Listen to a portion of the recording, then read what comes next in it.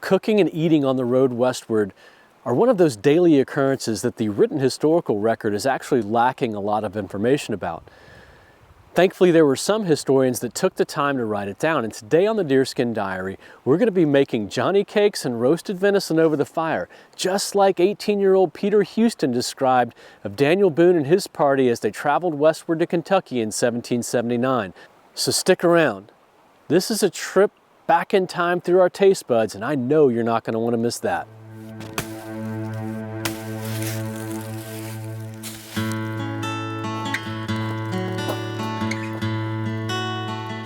In November of 1778, Daniel Boone found himself back in North Carolina with his family.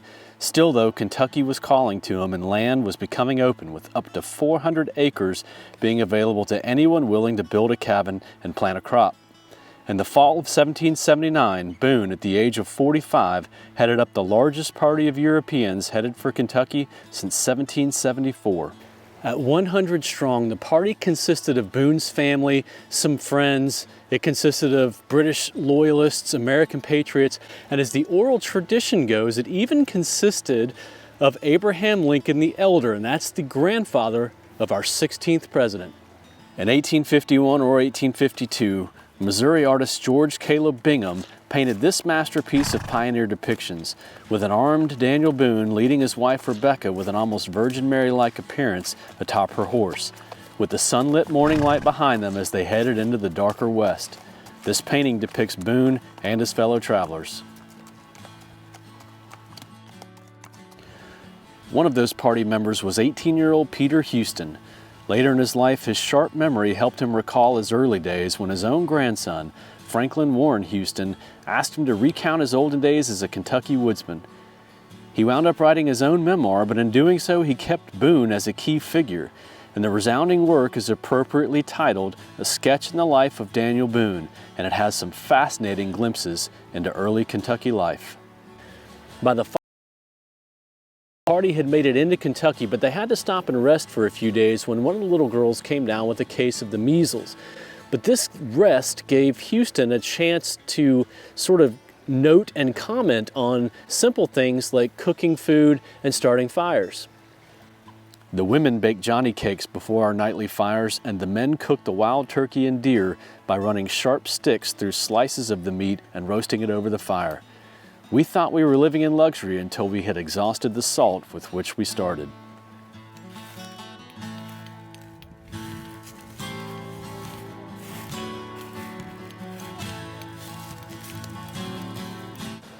But first, I've got to get a fire going. And Houston even wrote about that.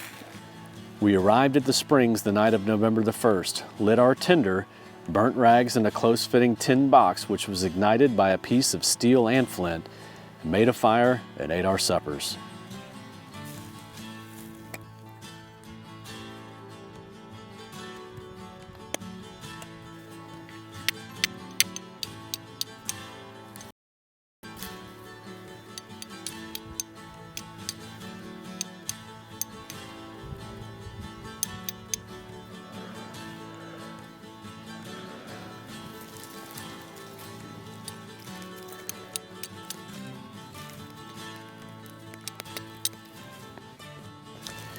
Houston went on to describe the camp as, quote, all slept in the open air with buffalo rugs for bedding, except on unclear wet nights we constructed sheds of poles and bark.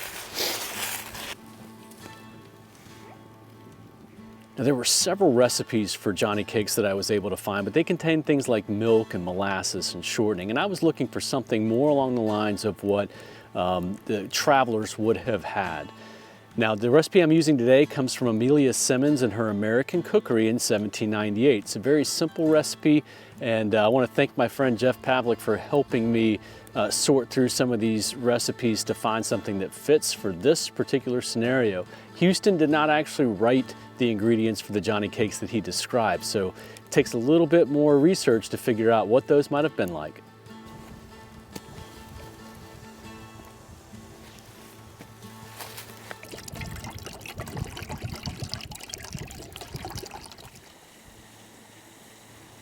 Now for these Johnny cakes, I'm using 1 cup of boiling water, 3 cups of cornmeal, and a half cup of wheat flour. The ingredients are simple, but it's the technique that's most important. I'm adding the cornmeal to the boiling water in an effort to reconstitute the meal, because if you skip this step, your cakes can come out with a sandy texture. They're not all that good that way.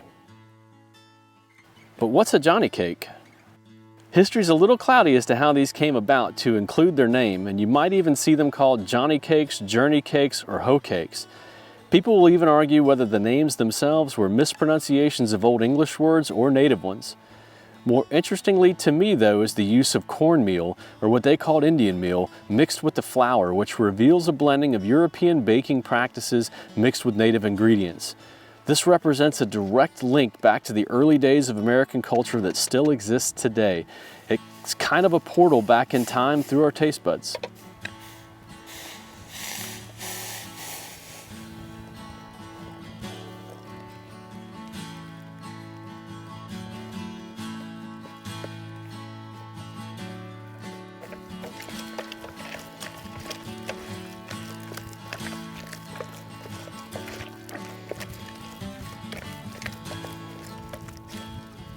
Houston doesn't really reveal the method of cooking, but his words may reveal more at second glance. You see, he says before our nightly fires, which would indicate a cooking method that would be something more along the lines of a bannock board or a board set before the fire to bake these thin cakes.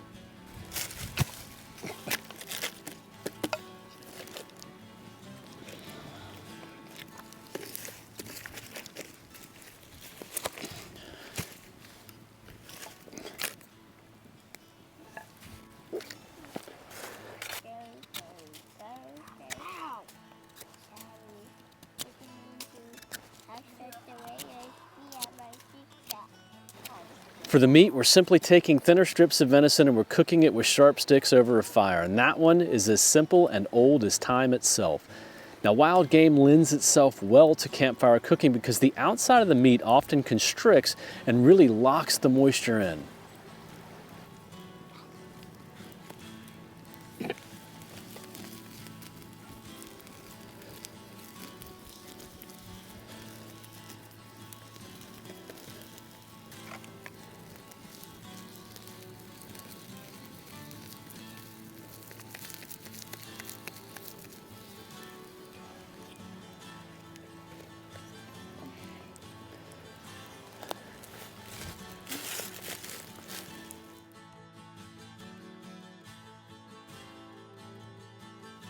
Well, food's all done.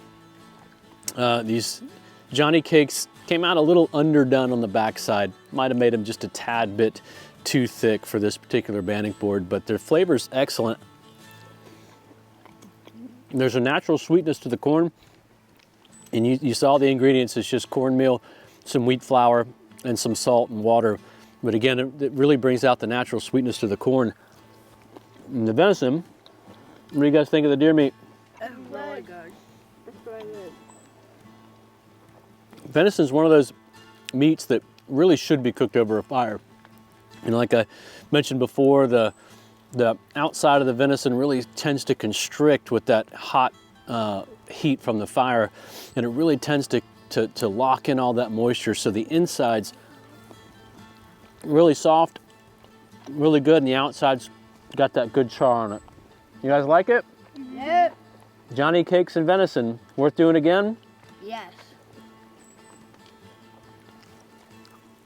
Well, that's a simple trail meal, our interpretation of it at least anyway, as recounted by Peter Houston, who traveled westward with Daniel Boone in 1779. This one was a really fun one for us to make because the venison in the video we actually harvested together about a month or so ago, and we harvested it here on the property that we're at. So we're able to bring everything back together full circle in historical style. I can't tell you how much I appreciate you spending your time with us today, and we'll see you next time on the Deerskin Diary.